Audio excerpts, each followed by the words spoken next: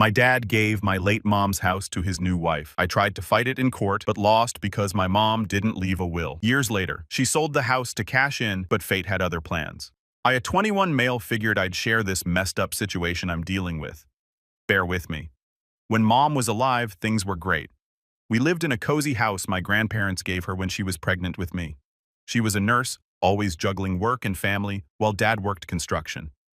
Sundays were our thing. Pancakes, cartoons, and pretending not to hear mom sighing at our dumb jokes. Every Sunday, we'd make these massive stacks of pancakes together. Mom always let me add way too many chocolate chips. Then we'd watch whatever stupid cartoons were on while dad pretended to read the newspaper, but would actually laugh louder than me at all the dumb jokes. We had this normal, happy life. Mom kept our family calendar on the fridge and remembered everyone's birthdays and appointments. She planned the holidays and made sure we had traditions like how we'd always drive around looking at Christmas lights the weekend before Christmas with hot chocolate in the car. Little stuff that didn't seem important then but means everything now. When I was 13, Mom started getting these headaches. At first, everyone thought it was just stress or maybe she needed new glasses, but then she started forgetting stuff, which was super weird for her. Dad took her to the doctor, and 2 weeks later we found out it was brain cancer. Not the we caught it early kind either. The aggressive as heck already spread kind. Everything happened so fast after that. Mom tried treatment but got really sick from it. I remember visiting her in the hospital and barely recognizing her. She lost all her hair and so much weight. 8 months after diagnosis, she was gone. I was still 13, like a month away from turning 14. I didn't even really understand what was happening. One day I had a mom, and then I just didn't. Dad completely fell apart. He'd try to keep it together when I was around, but I'd hear him crying in their bedroom at night. He started drinking a lot. He's better now. Forgot to pay bills and basically survived on autopilot. I was pretty much raising myself for a while there. The house that used to be so full of life became this silent, depressing place where we both just existed without really living. I learned to do laundry from YouTube and survived on takeout. The house got messy quiet. Sometimes we'd just sit in silence staring at Mom's empty chair. The house wasn't a home anymore, just a museum of Mom. I started spending more time at friends' houses just to get away from the sadness. Dad threw himself into work and picked up extra shifts. Neither of us really knew how to talk about what happened, so mostly we just didn't. When relatives would visit, they'd clean up the place and stock the fridge. But as soon as they left, we'd slide back into our depressing routine. About a year after Mom died, I came home to find Dad actually cleaning the house. Like, really cleaning. He'd gotten a haircut too. That's when he told me he'd met someone at work, a woman whose husband had left her a few years back. They'd gone for coffee a couple times. I remember feeling weirdly relieved that he seemed more like himself, but also kind of betrayed on Mom's behalf, which is stupid, I know. What was he supposed to do, be alone forever? But I was 14, so everything felt like the end of the world. Dad started dating this woman. Let's call her S. At first, he'd only see her when I was at a friend's house or had after-school stuff. Then eventually he asked if it would be okay if she came over for dinner. I said, sure, because what else was I going to say? The first time I met S, she brought me a video game I'd mentioned wanting. Dad must have told her. She seemed nice enough, laughed at Dad's dumb jokes, asked me about school without being too pushy. She had 2 kids of her own, both older than me, a son who was 17 and in college, and a daughter who was like 18 and working some retail job. I didn't meet them right away. That first dinner was awkward as heck, but not terrible. S kept trying too hard, and I could tell she was nervous. Dad seemed happier than he'd been in a long time, though. Then S started coming around more and more after that first dinner. At first, it was just a couple times a week. Then suddenly she was there every night cooking dinner and acting like she owned the place. I tried to be cool about it because Dad seemed happier. And honestly, it was nice having actual meals again instead of microwaved crap. About 3 weeks after I met her, S dropped the first bomb. We were eating dinner. She'd made lasagna that was nowhere near as good as Mom's, but I didn't say anything. When she looked at me all serious and said, "You know, if you ever wanted to call me Mom, that would be okay with me," I nearly choked on my food. Dad just sat there with this dumb smile like she'd said the most wonderful thing ever.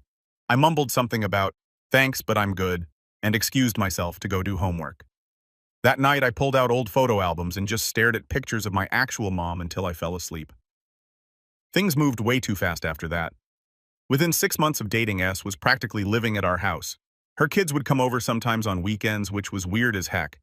They were both in their 20s but acted like they were still high schoolers, leaving their stuff everywhere and expecting their mom to clean up after them. They never really talked to me except to ask if I was done with the TV or whatever. Dad and S got engaged about a year after they started dating. He took me out for burgers one night and told me before he actually proposed. I wanted to be happy for him. I really did. But all I could think was that it hadn't even been 2 years since Mom died. When I didn't immediately jump for joy, Dad got that worried look and started with the whole, "Your mom would want us to be happy" speech. What was I going to do? Tell him no.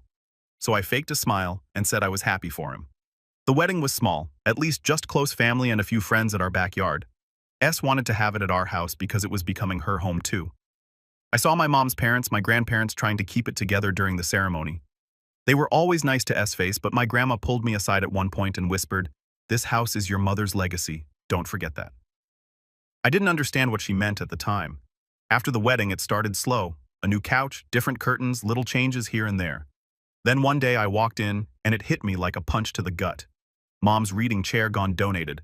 The family photos rearranged with Dad and S wedding photos front and center, while the ones with Mom got shoved into the hallway. Even my growth chart, the one Mom had carefully marked every year, painted over like it never existed. S wasn't just redecorating, she was erasing Mom, and Dad let it happen. I finally said something when I saw Mom's gardening stuff in a box, headed for Goodwill. "Why are you getting rid of her things?" I asked S. She gave me this fake sympathetic look and said, "Sweetie, it's been almost 2 years. We need to move forward as a family." Dad backed her up, saying it was time to heal. I wanted to scream that getting rid of Mom's stuff wasn't healing. It was erasing her. But I just grabbed the box and took it to my room. S's kids treated our house like a free hotel. Jay crashed on the couch after partying. M used our laundry like a laundromat. They left messes. I got lectures. When I was 16, S's son broke up with his girlfriend and suddenly needed a place to stay. Guess whose room he got? Yep, mine. I got moved to the smaller guest room while he took over my childhood bedroom. S painted over it without even asking me. Covered up the wall where Mom had measured my height every year with this ugly gray color. When I got upset, Dad told me I was being selfish and needed to be more welcoming to my new brother. This dude was 22, had never said more than 10 words to me, and suddenly, he's my brother. S was always sweet as pie when Dad was around, bringing me snacks while I studied, asking about my day, all that stepmom TV movie crap. But when Dad wasn't there, total different person. She'd make these passive-aggressive comments about how messy I was compared to her perfect kids, or how I didn't appreciate all she did for this family. She'd go through my stuff without asking and move things around in my room because she was just cleaning. Dad either didn't notice or didn't care. He was so wrapped up in his new perfect family that he couldn't see what was happening. Anytime I tried to bring it up, he'd get this disappointed look and say I wasn't giving S a chance. So eventually I just stopped trying. I focused on school, got a part-time job, and counted down the days until I could move out. When I was 17, I overheard S and Dad talking about making it official. At first, I thought they were talking about adopting her kids or something equally stupid. But then I heard S say, "I just don't feel like this is really our house when it still has her name on the deed." That's when I realized she wanted Dad to put her name on my mom's house, the house my grandparents had given to my mom, not to Dad. I didn't say anything, though. I was so close to graduating and getting the heck out that I didn't want to rock the boat. Plus, what did I know about house deeds and ownership? I was just a kid. By the time I graduated high school, the house barely resembled the home I grew up in. I moved out the second I could find a cheap apartment with a roommate about 30 minutes away. Close enough to visit Dad regularly, but far enough that I didn't have to deal with S and her kids on a daily basis. Dad seemed sad I was moving out so young, but honestly, it wasn't home anymore. It was just a house where some strangers lived, one of whom happened to be my dad. For about 2 years after moving out, I kept my head down and focused on my own stuff, was taking classes at community college while working at this warehouse job that paid decent. I'd visit Dad every couple weeks, usually timing it for when I knew S would be at her yoga class or whatever. Dad and I would watch sports, grab a burger, normal father-son stuff. We had this unspoken agreement not to talk about the tension with S or how the house had changed. Looking back, that was a massive mistake. But hey, hindsight's 20/20, right? Whenever I did see S during these visits, she'd put on her perfect stepmom act. All hugs, and "we miss you around here," and asking about my classes. It was such stuff. One time she even baked cookies for my visit. She had never baked a single darn cookie when I lived there. Dad ate it up though, always looking at me hopefully like, "See, she's trying." I'd just smile and nod and count the minutes until I could leave without seeming rude. Her kids were still around constantly despite being well into their 20s. The son, let's call him Jay, had started a business which, as far as I could tell, meant selling weed and living in my old bedroom rent tray. The daughter, we'll call her M, had cycled through 3 different jobs in 2 years, but somehow always had money for new clothes and going out. Neither of them had their stuff together, but S acted like they were these amazing, successful adults while I was still figuring things out. One really messed up thing was when my grandparents' mom's parents stopped coming over. They used to visit at least once a month when Mom was alive. And even after she died, they'd still come check on me and Dad. But after S moved in, those visits got more and more awkward until they just stopped altogether. When I asked Grandma about it, she just said, "It's too hard to see everything changed. I started meeting them for lunch instead, away from the house." What really pissed me off was how S started trying to take over family holidays. Mom had always gone all out for Thanksgiving and Christmas. She had special decorations, traditional recipes, the whole 9 yards. S threw all that out and started doing holidays her way. Different food, different traditions, even moved celebrations to different days, sometimes to accommodate her kids' schedules. I started visiting less and less.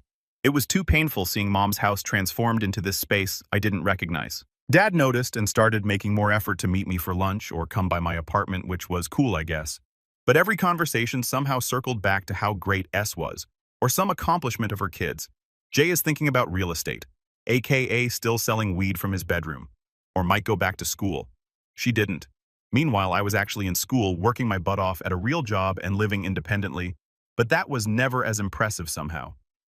About a year ago, my grandma got sick. Nothing terminal, just bad pneumonia.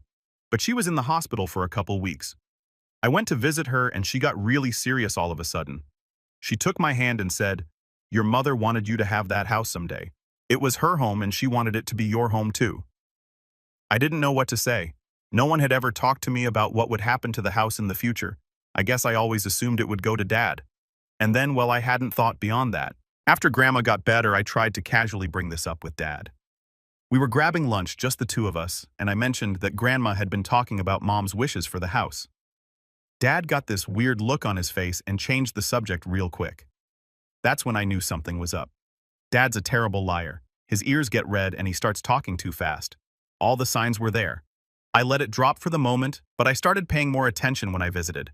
That's when I noticed the mail, specifically some papers from a lawyer's office that Dad tried to hide when I walked in. I also overheard S on the phone talking about making sure everything's in order and protecting our assets. I didn't want to jump to conclusions, but my gut was telling me something shady was happening. Then last month, my cousin let something slip at a family thing. She mentioned that S had been asking her mom, my aunt, about how inheritance works and whether my mom had left a will. That set off all kinds of alarm bells.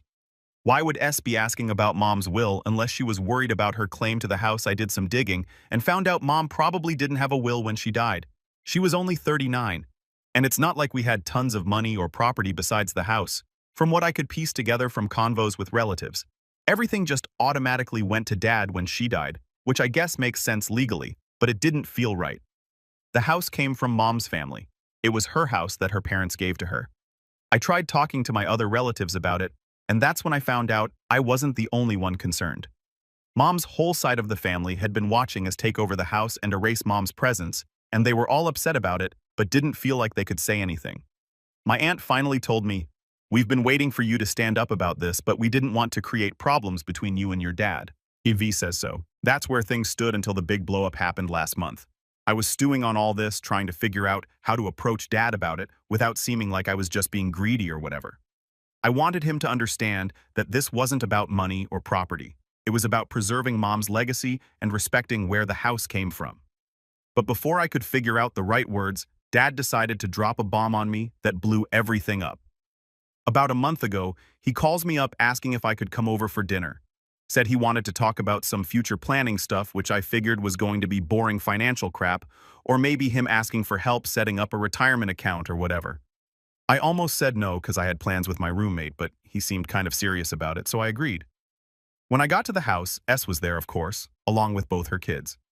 Red flag number 1. This wasn't just some casual dinner. They'd set the table with the good dishes that only come out for special occasions. S had made this elaborate meal with multiple courses. Everyone was being weirdly nice to me, even Jay, who normally barely grunts in my direction. The whole vibe was off and my stomach was in knots before we even sat down. Dinner conversation was super awkward.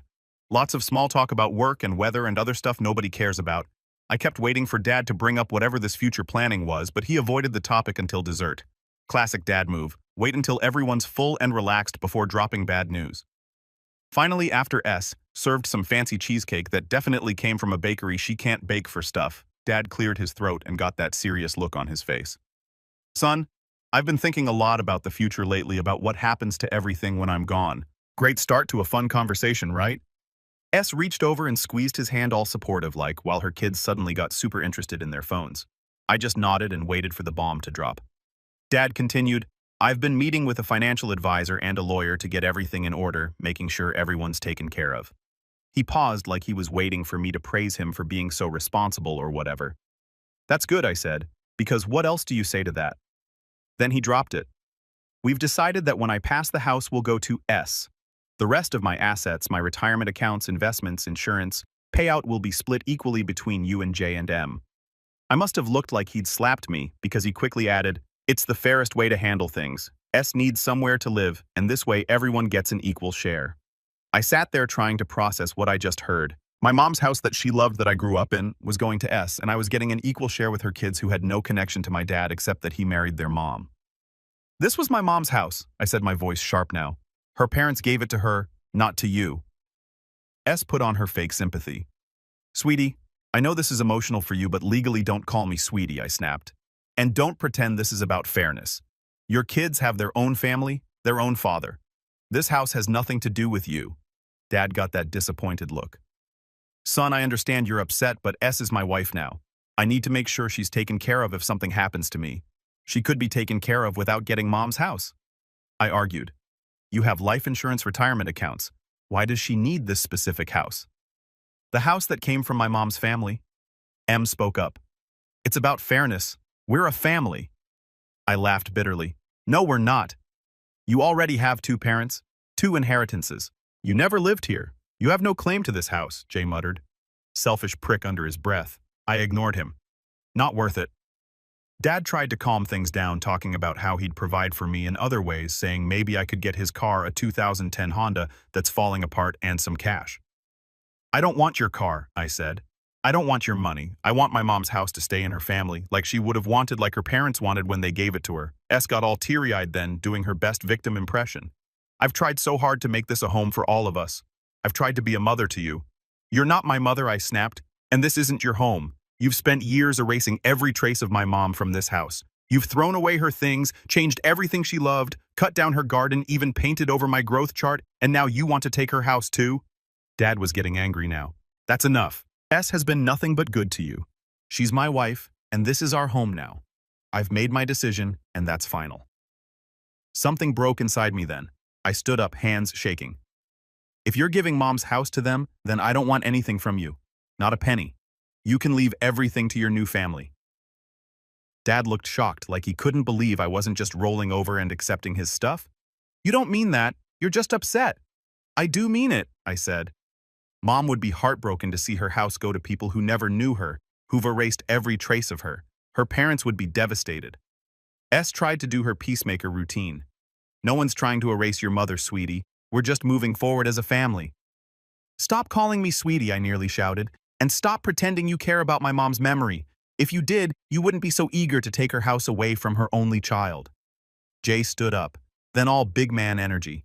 Don't talk to my mom like that in her own house. It's not her house, I yelled back. That's the whole stuff point. Dad slammed his hand on the table. That's enough.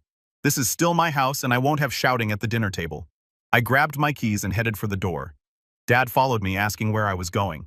Home, I said. My actual home. Not this place that used to be home but isn't anymore. You're being childish. He said we need to discuss this like adults.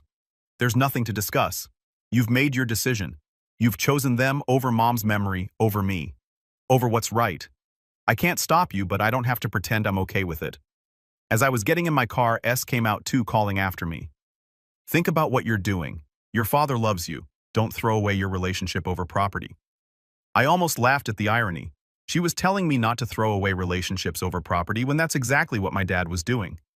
I drove off feeling like I was going to either puke or cry or both.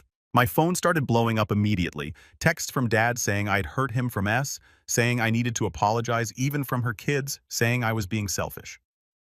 I turned my phone off and just drove around for a while trying to process everything.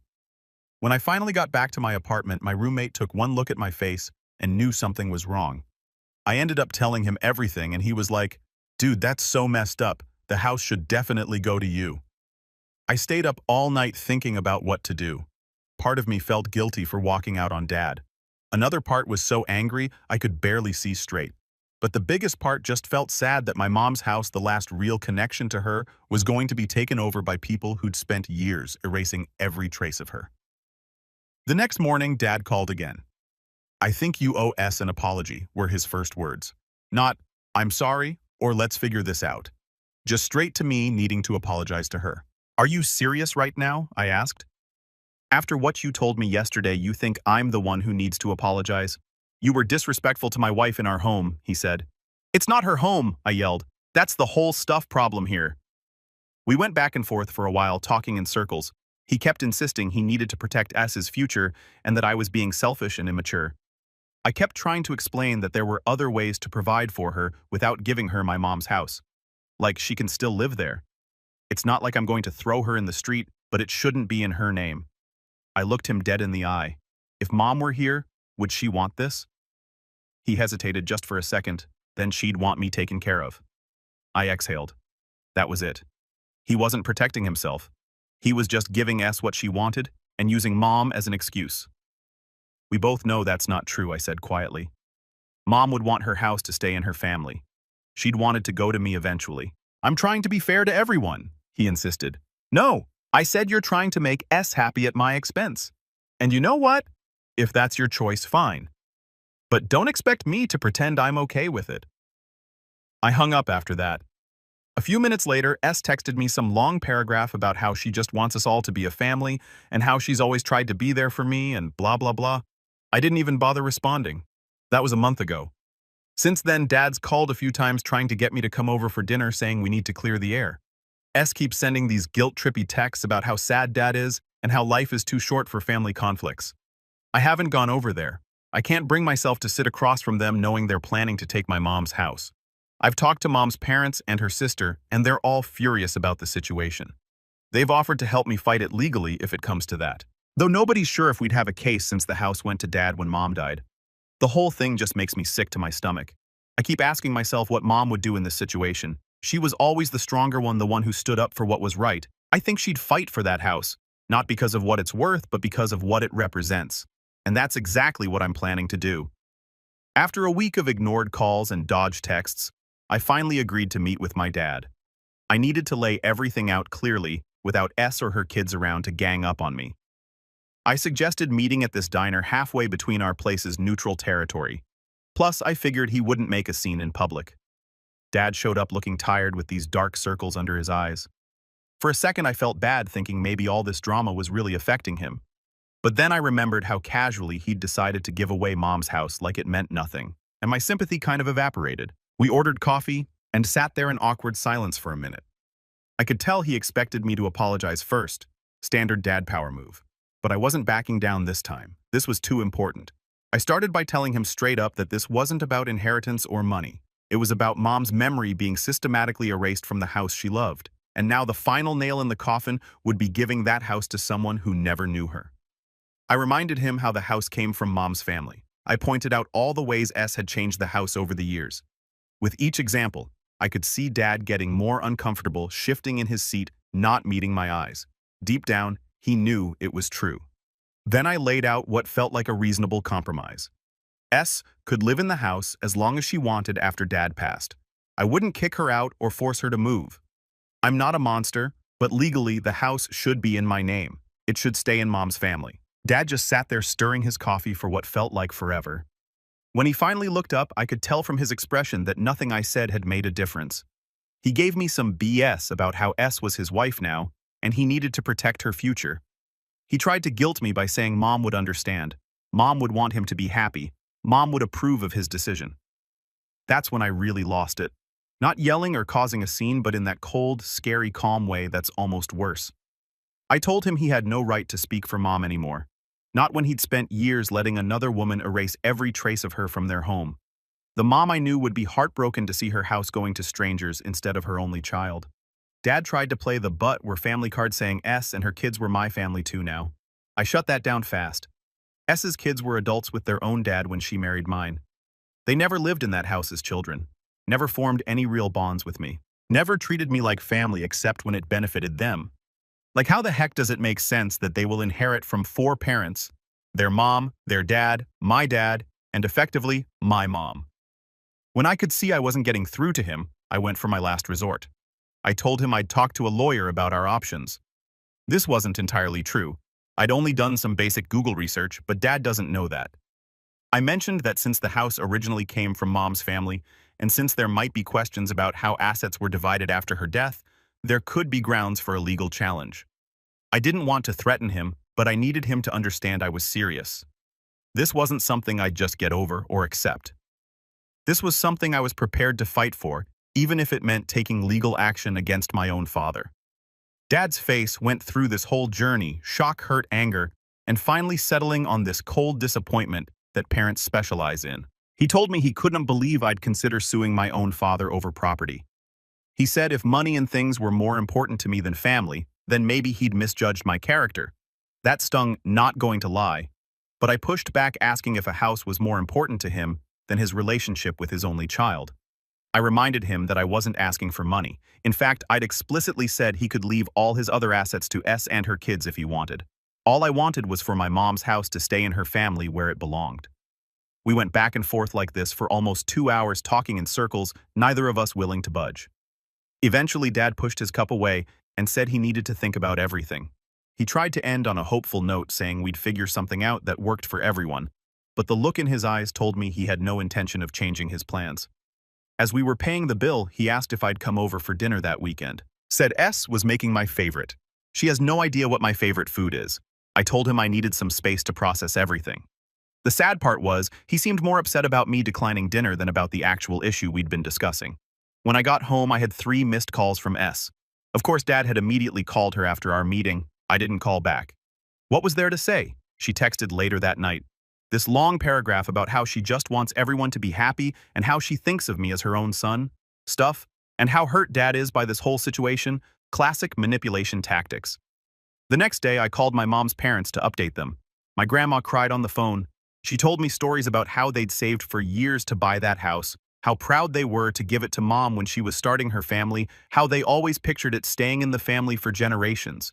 Hearing her so upset made me even more determined to fight this. Over the next few days, Dad tried calling a few more times. I answered once, but when it was clear he just wanted to convince me to drop the whole thing, I cut the call short. What really sealed the deal was when my roommate's girlfriend, who works at a law firm, helped me look up property records online. Turns out, Dad had already added S to the deed of the house 3 years ago. While I was still living there, he'd never mentioned it, never discussed it with me, just quietly signed over half of Mom's house to his new wife. Finding that out felt like a knife to the gut. That's when I made my decision. No more keeping the peace for Dad's sake. I was going to fight for Mom's house, not just for me, but for her memory, for everything that house represented.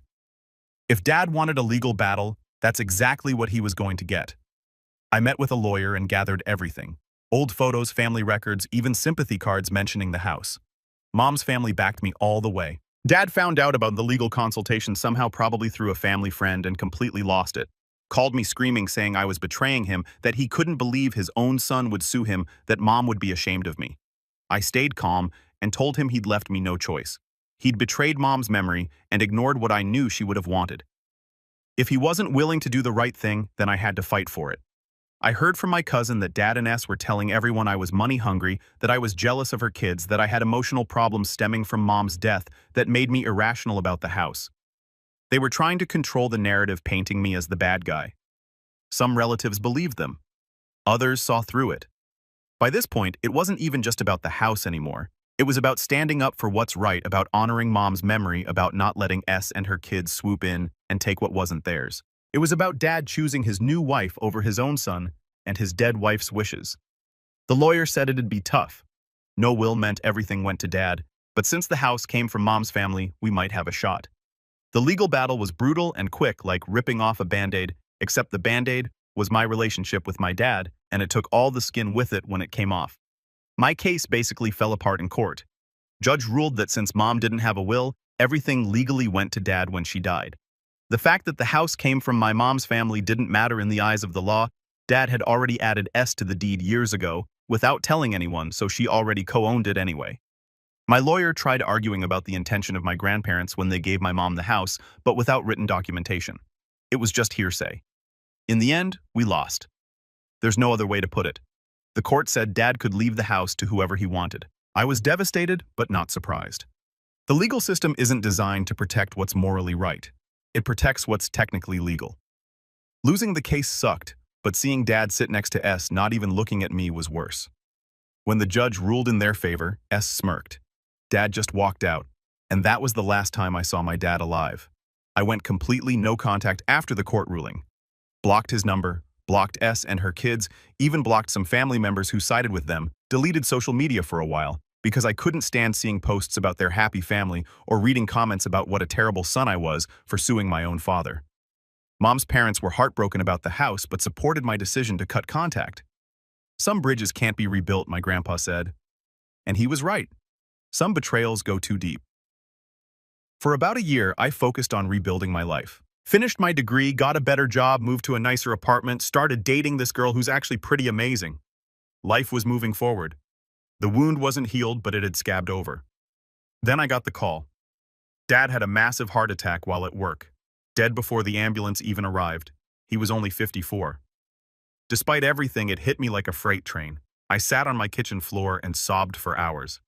All the anger and resentment got temporarily buried under a tidal wave of grief. He was still my dad. We had 16 good years before Mom died, before everything went to stuff. Those memories still meant something. The funeral was awkward as heck. S played the devastated widow, perfectly dabbing at dry eyes with tissues. Her kids stood around looking solemn, but I caught Jay checking his phone during the eulogy.